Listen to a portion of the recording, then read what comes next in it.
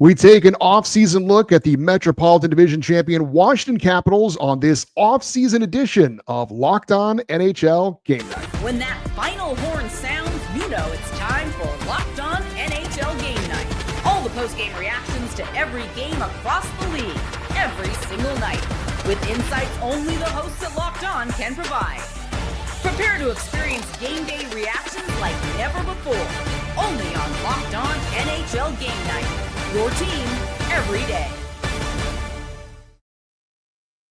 Hey, hockey fans, welcome to Locked On NHL Game Night, part of the Locked On Podcast Network, your teams every day. Thanks for making Locked On NHL Game Night your place to get a recap of the night in the NHL during the regular season and the playoffs. We are available wherever you get your podcasts and on YouTube. I'm Eddie Garcia, an LA Kings fan on the West Coast. He is Shukri Wrights, a Boston Bruins fan on the East Coast. Together, we are normally discussing all the goals, saves, big moments, and stories from the night in the NHL, but it's the off season. There are no games, but we are here to get you ready for next season. We're going to be previewing all 32 NHL teams between now and opening night. We will be bringing in each episode a local expert to help us do that. But Shu, a little bit different than what we normally do, but excited to learn more about all the teams in the NHL from each host of each team.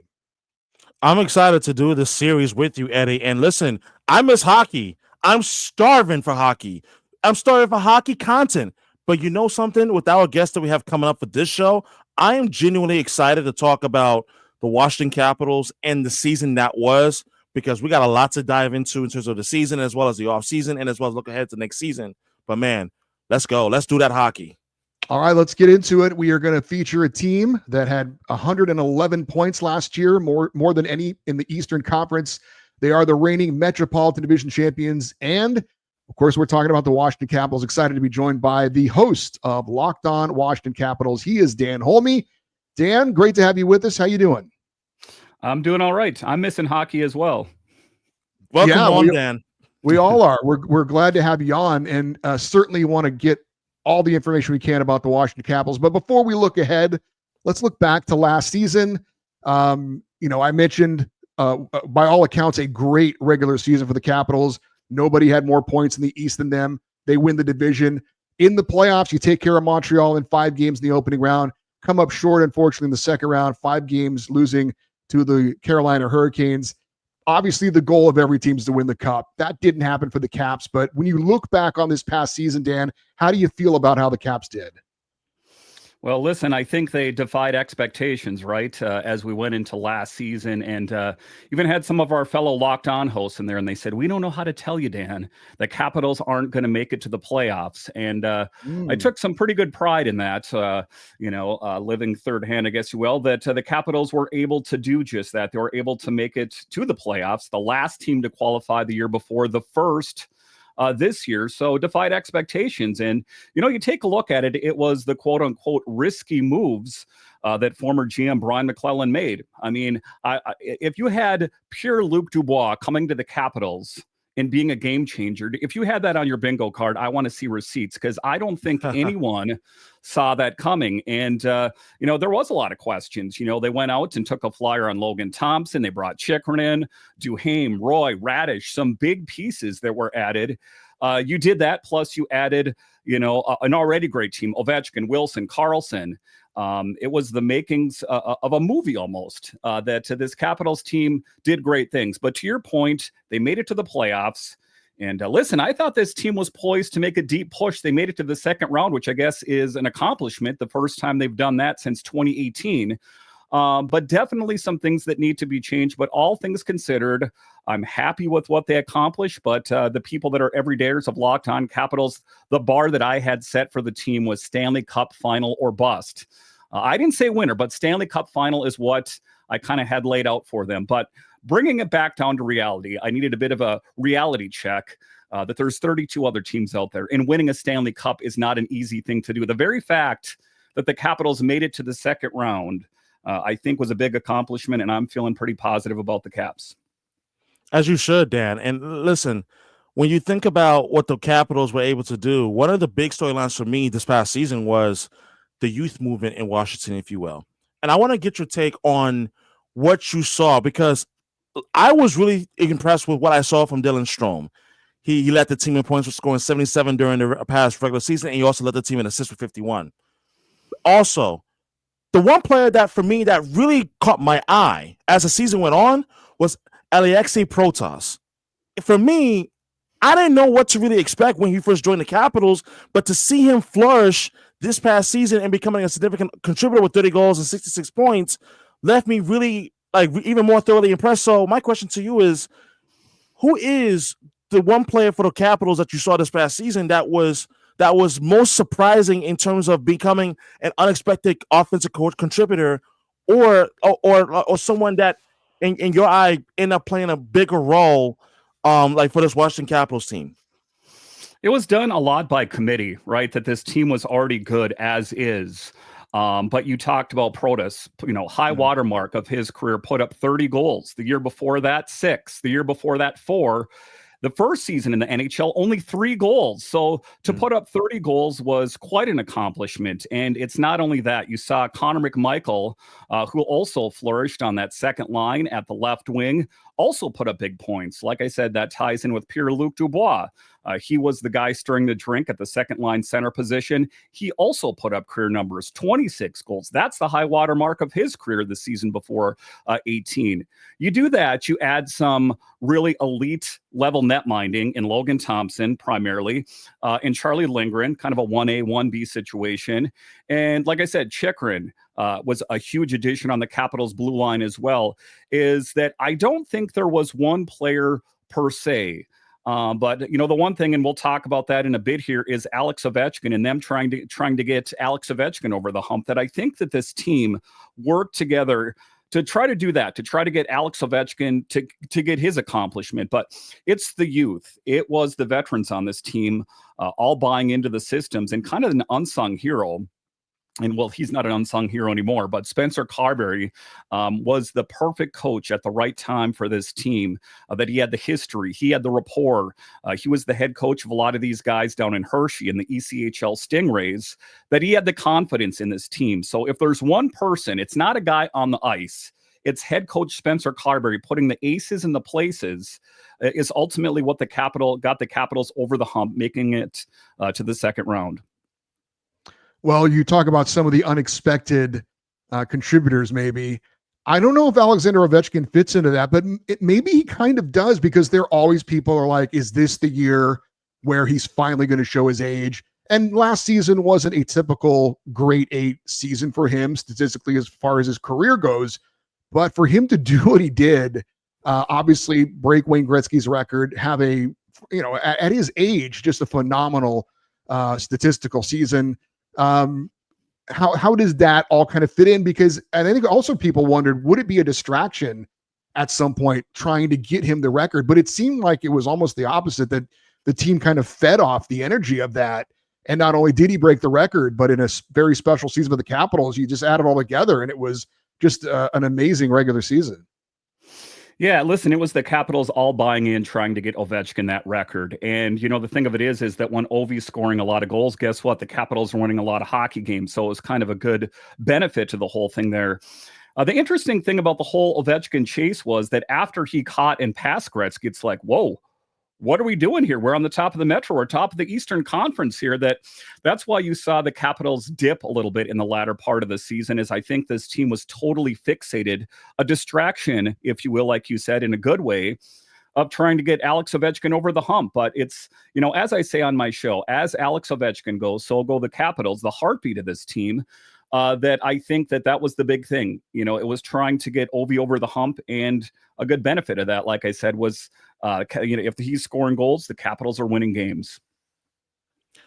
I've always been a big proponent of goaltenders, and watching the Capitals from afar, the thing that impressed me, and I want to get your thought on the goaltending tandem in Washington with Charlie Lindgren and Logan Thompson. They both got extended during the regular season. In your mind, Dan, about this goaltending tandem, which you can arguably say is one of the best in the NHL, what has impressed you in terms of their elevation of their game? Because obviously it wasn't just like one guy, but it was both, and they showed why that duo was extended for many years to come in Washington. Well, you take a look at it. To your point, there was a lot of faith put in Logan Thompson's 6-year deal, Charlie Lindgren 3-year deal. And what's interesting is that the Capitals were coming off a really rough tandem in the form of Samsonov and Vitek Vanacek.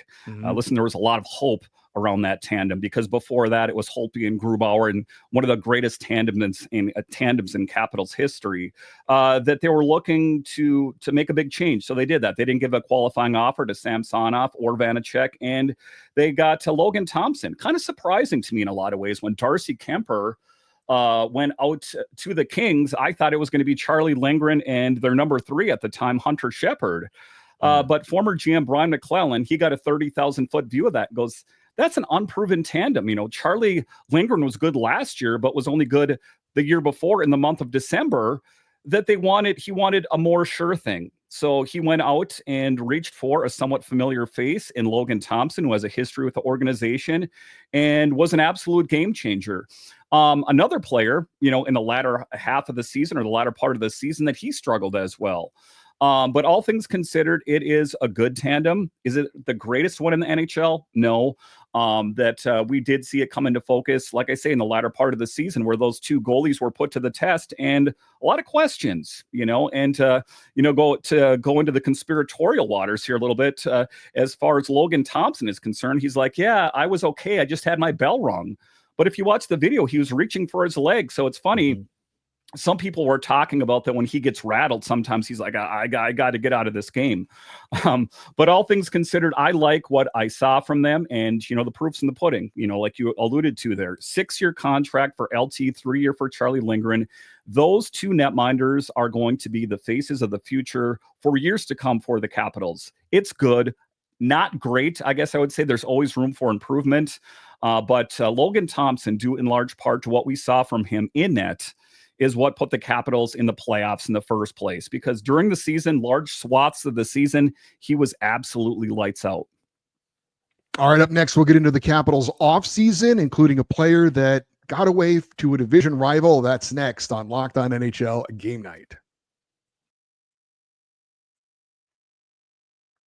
Do you ever check your bank account and wonder, where did all my money go? Between dining out, online shopping, and entertainment, it's easy to lose track. That's where Monarch Money comes in, your personal CFO, giving you full visibility and control over your finances. Monarch Money isn't just a budgeting app. It is a complete financial command center. You can track all your accounts, investments, and spending in one place, so you stop just managing your money and you start building wealth. Instead of juggling multiple apps, you can use Monarch to check finances, track spending, and even plan long-term goals.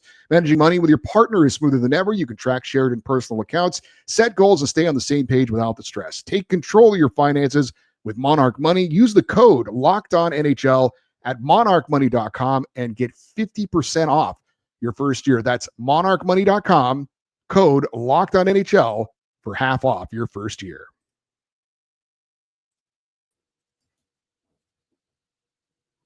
All right, we are continuing with Dan Holmi. He is the host of Locked On Washington Capitals. And Dan, looking at the Caps offseason, seemed relatively quiet. You did re-sign Martin Feravari, restricted free agent, 7 years, $42 million, $6 million per season. And then you did re-sign deadline pickup Anthony Beauvillier, 2 years, $5.5 million, $2.75 per season. So how do you feel about what the Caps did or didn't do this offseason?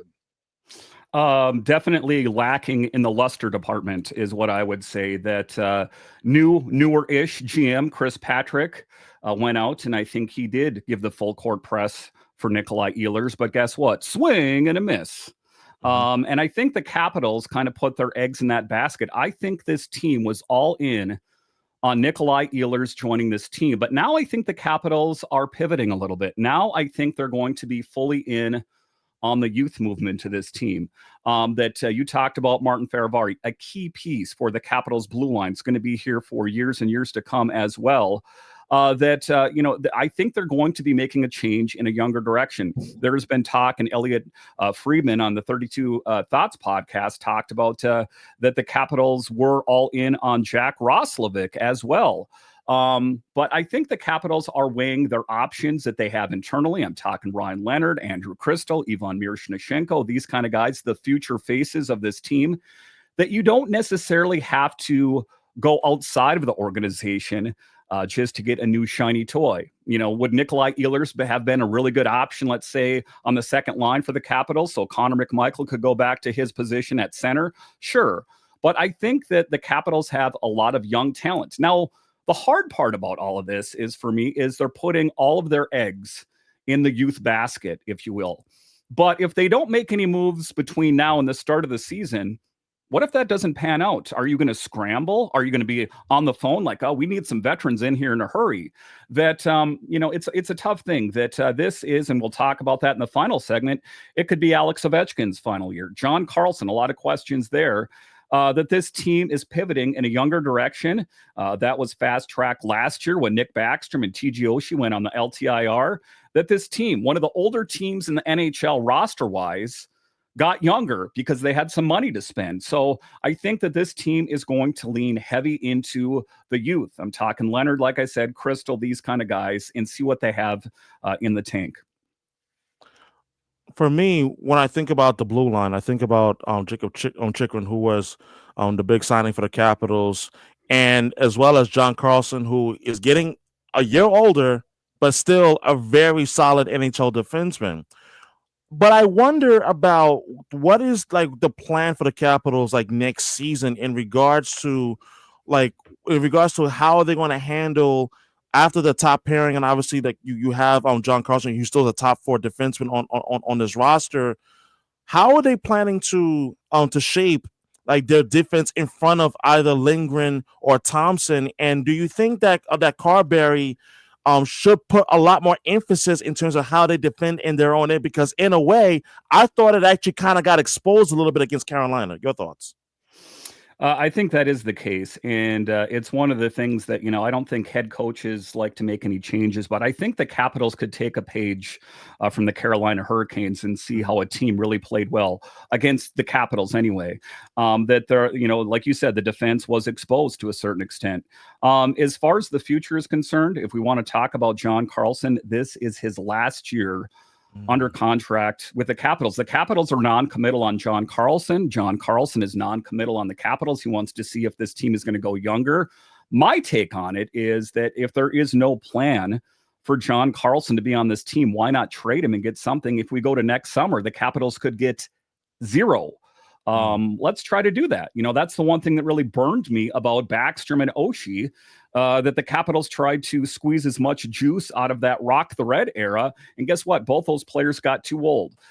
So as far as the blue line is concerned, I think that there is some good options. Some of it might be a bit further out. I'm talking Ryan Chesley and Hudson. This one, Cole Hudson, not to mention Vinny Iorio, that there is some great options in the pipeline for the Capitals. Again, some of that is more NHL-ready talent than others, but I think the Capitals are in a good position for years to come. And I expect, say they did trade John Carlson, or Trevor Van Riemsdyk is another one that's coming into a contract year here, that they could do that to try to put themselves in a better position for years to come.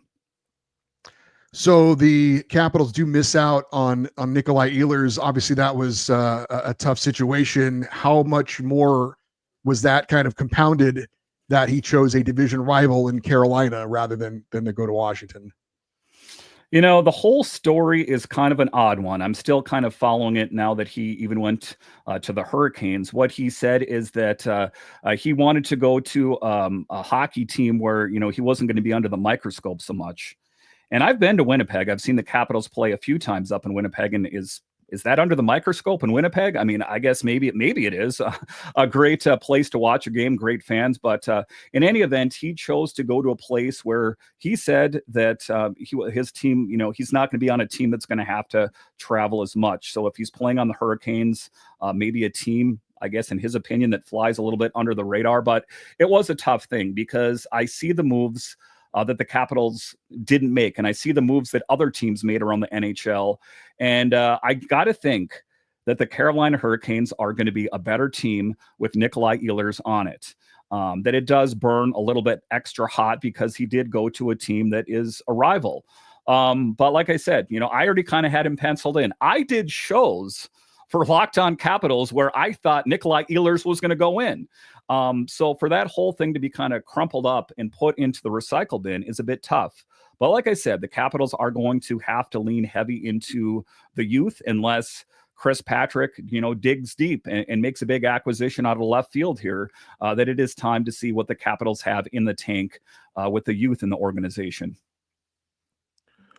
Speaking of the youth movement, Cole Hudson is someone that really caught my eye and caught the eye of the entire hockey world late last season. And you talk about a young defenseman who is obviously extremely talented, and his talent is really off the charts. Who could potentially, in my opinion, become the franchise defenseman. Let's say, like, should John Carlson depart next year, Dan? Like, so what are your early impressions in terms of Hudson, in terms of his development, and as well as what are your expectations, let's say come next season, say that he plays like a full NHL season?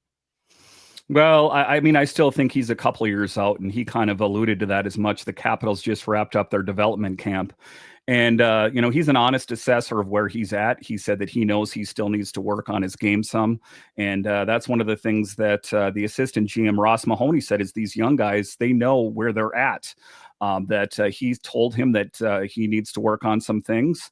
And I expect him to do that. But seeing what he did at development camp, it's very exciting. One heck of a hockey player for sure. Great skater, handles the puck very well. To your point, I think he is going to be one of those key pieces on the Capitals blue line.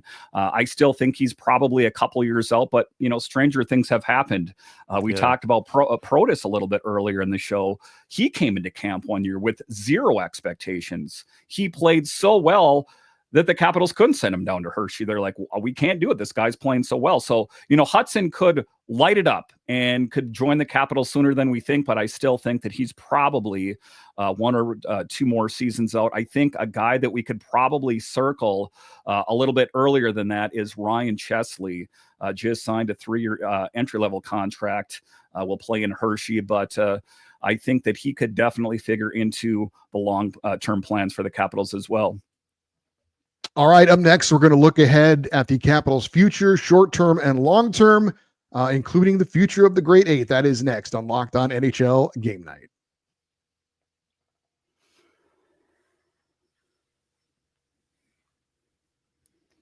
All right, we are wrapping it up with the host of Locked On Washington Capitals. He is Dan Holmi. And Dan, we're going to take a look at the Caps' projected lineup, at least as it looks right now.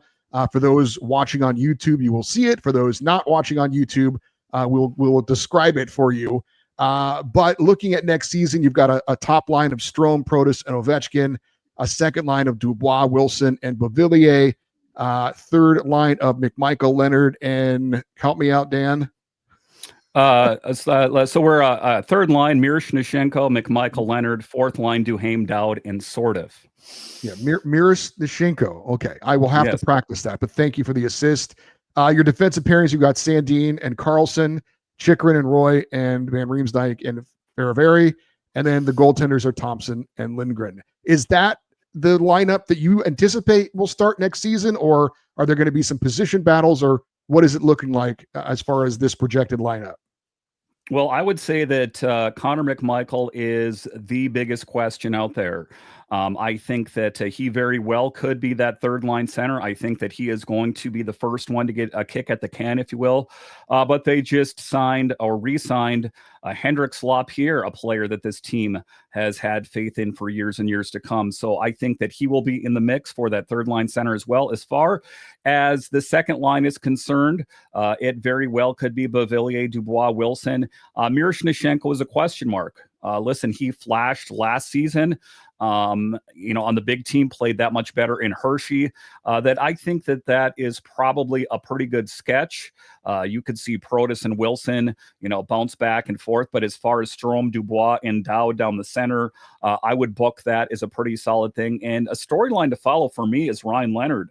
I know that when Boston College wrapped up their season, that is where he did play primarily in a short snippet, was on that third line right wing. But listen, that guy has a high ceiling, I think. And, he's just ramping up. I think that he very well might get a chance to slot in higher up in the lining, depending on what we see from him. Now, I say that somewhat cautiously, because I think when he joined the Capitals last season, that I think people thought he was going to jump from the NCAA to the NHL, and that's like jumping out of the frying pan into the fire. But it remains to be seen. But the other intriguing name I'm going to say about Beauvillier, and more specifically that second line left wing. I think that Andrew Crystal, I think that there is a distinct possibility that he is that second line left wing. I am drinking the Kool-Aid on him. Absolutely lit it up for the Spokane Chiefs. If you're not too familiar with him, get familiar with him. Absolutely lit it up. So I think that Andrew Crystal could be that second line left wing, and Beauvillier, I think, could very well play on the third line. The thing I like about Anthony Beauvillier, another guy that a consolation prize, I guess you could say, for the Capitals when they did not get Nikolaj Ehlers, is that he is a bit of a Swiss Army knife. He can slot in pretty much anywhere on those forward positions and did seamlessly, just like we saw him do in the playoffs, where he was playing on that top line with Ovechkin and Dylan Strome. As far as the D pairings are concerned, that looks pretty legit and what I would expect. And of course, Thompson Lindgren will be that 1A, 1B tandem that brought the Capitals so much success last season. When you look ahead to next season, you think about Alex Ovechkin, considering that man missed 6 weeks last season with the broken leg, and yet he still scored 44 goals, including setting the new all-time NHL record for most goals scored in league history. I think about not just the longevity, but in terms of just the production level, which we haven't really seen a sharp decline. But for next season, I wonder, especially him entering his final year on the current contract, do you see Ovechkin being able to still maintain that 40 to 45 goal production, or do you believe because of his age that he might just begin to be on that downward, so just also slightly? I do see him taking a step back this season. I'm looking more at like 30 goals. But, the one thing that Carlson and Tom Wilson said is never to doubt the big man. And I hear that. He'll prove you wrong every time. If you take a look at Ovi last season, or the season before, rather, got off to a slow start in his entire career in the goal scoring department, had 9 goals at the All-Star break, went to Dubai, rode around on a camel, came back, lit it up, that he realized this last season at 39 years old, that he had to train that much different and was lights out. If it was not for that leg fracture sustained against Utah, I think that he would have caught and passed Gretzky that much earlier. Now, listen, this is going to be Ovechkin's last season, in my opinion. He is going to be 40 years old. What else does he have to prove? He passed Gretzky. He won a Stanley Cup. And you got to think that he would like to win another Stanley Cup, but that's not guareed. Tom Brady in the NFL tried doing that. If I can come back, I can win another Super Bowl. It's not always that easy. There's some people out there that think that he's chasing down 1,000 goals. But at this point, I don't think it really matters to Ovi. Just real quick here, one of the things that was mentioned about him, there was an email that went out to season ticket holders that said this was going to be his last season. They backpedaled. PR got a hold of that. It's like, oh, that was a mistake. Then Russian media did an interview with his wife, and she said it was his last season. But then they said, oh, something was lost in translation. Come on, guys. Come on. He's never going to come out and say this is my last season. The optics of that don't look good. But I mean, for me, as a guy that does a show on it and a big Capitals fan, I don't know what else he has left to prove. I think that Capitals fans are having a hard time coming to terms that it is changing for the first time. I mean, that guy revolutionized hockey in DC like none other. But I think it's time to turn the page. If you want to see Alex Ovechkin next season, is the time to see him. Dan, we'll get you out on this one final question. I want to ask you about the overall health of the franchise and the organization. I know that they've now solidified their arena situation where they're going to stay where they are. A lot of renovations there in downtown DC, and kind of get that question mark figured out. Ted Leonsis has been the owner there for quite some time. You've got a Jack Adams Award winner as your head coach and Spencer Carberry. For what that's worth, we know NHL coaches can come and go pretty quickly, but is it fair to say that the health right now of the organization, that it's in a really good place? I think it's excellent. Now, of course, I was hoping they'd make a big addition, but big picture, 30,000 foot view, I think this team is in a good position to make it to the playoffs. I'm not going to etch their name in the side of the Stanley Cup in July here, but I think that this team is going to make a push and make it to the playoffs. And I expect them to take steps forward. I think that the youth on this team is going to take a lot of people by surprise. But I say that knowing that a lot of the other teams around the Metro got that much better. It's not going to be easy, that is for sure. That is Dan Holmi. He is our local expert of the Washington Capitals. And of course, you can catch Locked On Washington Capitals wherever you get your podcasts on YouTube as well. Dan will be watching the Capitals with a lot of great interest in seeing if it is, in fact, Ovechkin's final year. And if it is, what an amazing career he has had. But he's always made the Capitals fun to watch, that's for sure. And you're fun to watch as well, Dan. We'll be watching and listening to Locked On Washington Capitals in the offseason, getting ready for next season as well. Thanks for joining us. We appreciate it. Thank you, gentlemen. All right. That will do it for this offseason look at the Washington Capitals and this episode of Locked On NHL Game Night. Shu and I, along with our friends Cam Stewart and Tyler Feldman, are going to be giving you offseason looks at all 32 teams in the NHL as we lead up to the 2025-26 season. Looking forward to learning more about each of these teams from our local experts. Until then, I'm Eddie Garcia. He's Shukri Wrights. Thanks for listening and watching Locked On NHL Game Night, part of the Locked On Podcast Network, your teams every day.